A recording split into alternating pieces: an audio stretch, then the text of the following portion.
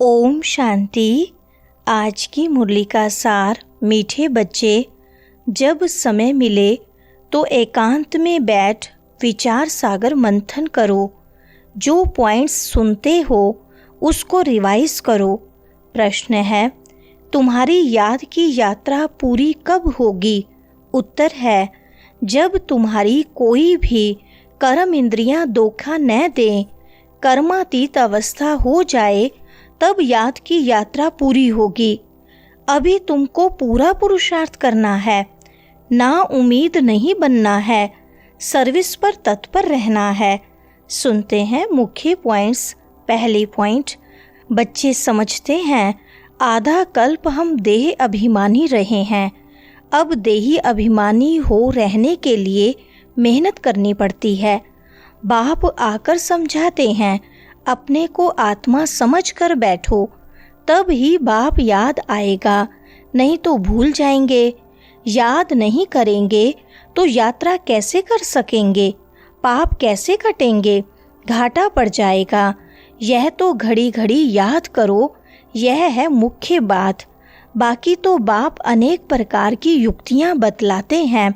दूसरी पॉइंट, तुम्हारी याद की यात्रा पूरी तब होगी जब तुम्हारी कोई भी कर्म इंद्रियां धोखा न दें, कर्मातीत अवस्था हो जाए, तब याद की यात्रा पूरी होगी।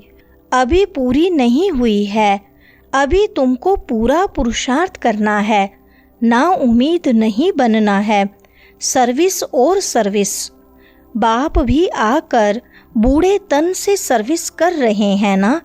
बाप करन करावन हार है। बच्चों के लिए कितना फिक्र रहता है, यह बनाना है, मकान बनाना है। जैसे लौकिक बाप को हद के ख्यालात रहते हैं, वैसे पारलौकिक बाप को बेहद का ख्याल रहता है। तीसरी पॉइंट, श्री कृष्ण है स्वर्ग का मालिक, नरक का मालिक है रावण। रावण को 10 शीश देते हैं, 5 विकार स्त्री के, 5 विकार पुरुष के। सब हैं ही रावण राज्य में। बाप आकर श्रेष्ठाचारी दुनिया बनाते हैं। एकांत में बैठने से ऐसे ऐसे विचार सागर मंथन चलेगा। उस पढ़ाई के लिए भी स्टूडेंट एकांत में किताब ले जाकर पढ़ते हैं। तुमको किताब तो पढ़ने की दरकार नहीं। हाँ, तुम पॉइंट्स नोट करते हो, इसको फिर रिवाइज करना चाहिए। यह बड़ी गूढ़ बातें हैं समझने की। चौथी पॉइंट, पारसपुरी के मालिक तो लक्ष्मी नारायण हैं। ऐसे भी नहीं कहेंगे कि विष्णु है। विष्णु को भी समझते नहीं हैं कि यही लक्ष्मी नारायण हैं। अभी तुम शॉर्ट में एम ऑब्जेक्ट समझाते हो। इस संगम युग पर ही तुम पुरुषोत्तम बनते हो। कहते भी हैं हम लक्ष्मी नारायण बनेंगे। यह है सबसे उत्तम पुरुष। उन्हों को फिर देवता कहा जाता है। उत्तम ते उत्तम नंबर 1 है लक्ष्मी नारायण। फिर नंबरवार तुम बच्चे बनेंगे। सूर्यवंशी घराने को उत्तम कहेंगे। नंबर 1 तो है ना। 5वीं पॉइंट, अभी तुम बच्चे नई दुनिया का मुहूर्त करते हो। जैसे नया घर तैयार होता है तो बच्चे खुश होते हैं, मुहूर्त करते हैं। तुम बच्चे भी नई दुनिया को देख खुश होते हो। तुमको सुख और शांति दोनों मिलते हैं। दूसरा कोई नहीं जिनको इतना सुख और शांति मिले। दूसरे धर्म आते हैं तो द्वैत हो जाता है।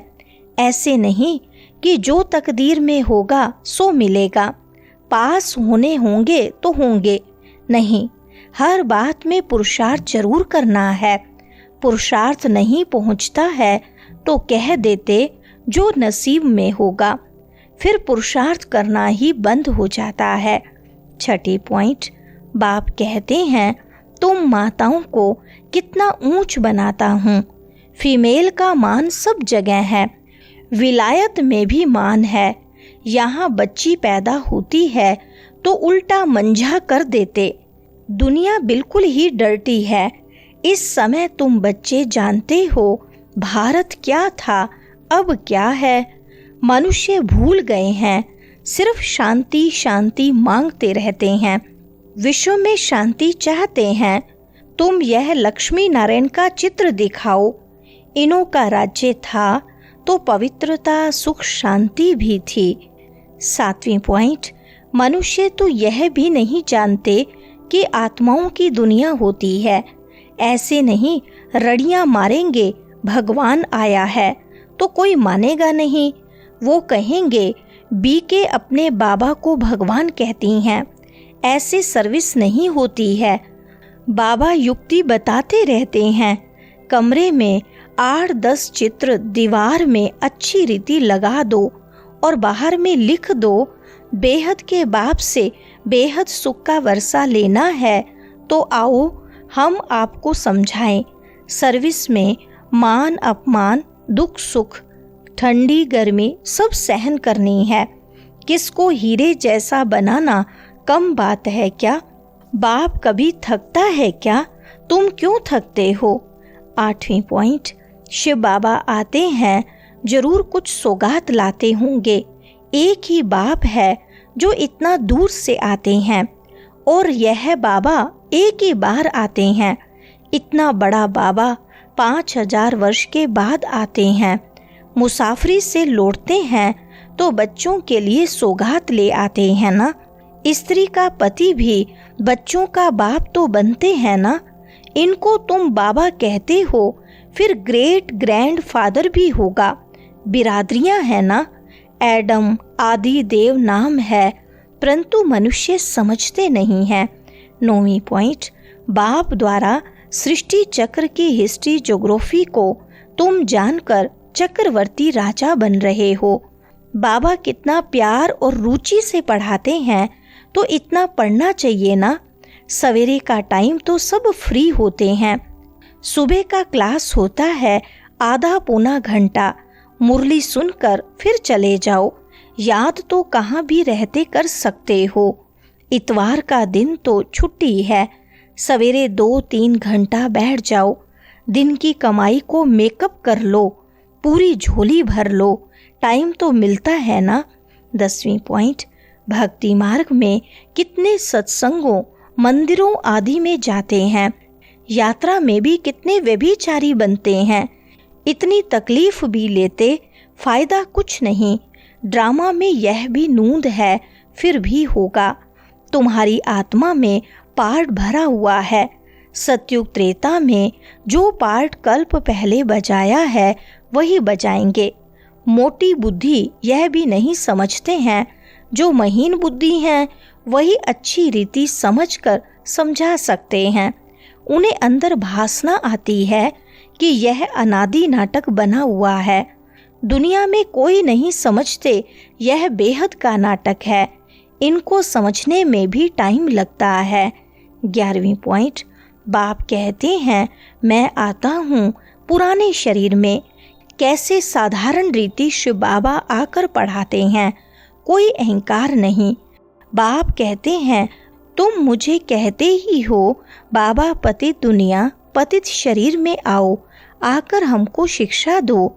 सतयुग में नहीं बुलाते हो कि आकर हीरे जवाहरातों के महल में बैठो, भोजन आदि पाओ। शिव बाबा भोजन पाते ही नहीं। आगे बुलाते थे कि आकर भोजन खाओ। 36 प्रकार का भोजन खिलाते थे। यह फिर भी होगा। वरदान है, सच्चे आत्मिक स्नेह की अनुभूति कराने वाले मास्टर स्नेह के सागर भव। विस्तार है, जैसे सागर के किनारे जाते हैं तो शीतलता का अनुभव होता है, ऐसे आप बच्चे मास्टर स्नेह के सागर बनो। तो जो भी आत्मा आपके सामने आए वो अनुभव करे कि स्नेह के मास्टर सागर की लहरें स्नेह की अनुभूति करा रही हैं। क्योंकि आज की दुनिया सच्चे आत्मिक स्नेह की भूखी है। स्वार्थी स्नेह देख देख उस स्नेह से दिल उपराम हो गई है। इसलिए आत्मिक स्नेह की थोड़ी सी घड़ियों की अनुभूति को भी जीवन का सहारा समझेंगे। स्लोगन है, ज्ञान धन से भरपूर रहो तो स्थूल धन की प्राप्ति स्वतः होती रहेगी। अच्छा, ओम शांति।